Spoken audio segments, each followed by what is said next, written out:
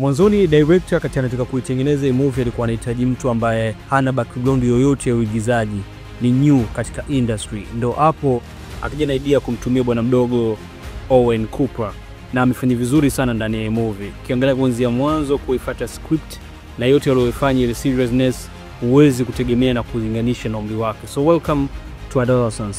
So asubuhi panakucha, Jimmy anavamiwa na askari akiwa na familia yake asubuhi sana. Kesi kubwa ambayo anayo mkononi ni kuhusiana na mauaji ambayo anashutumiwa ameyafanya jioni ya kuamkia asubuhi ya leo.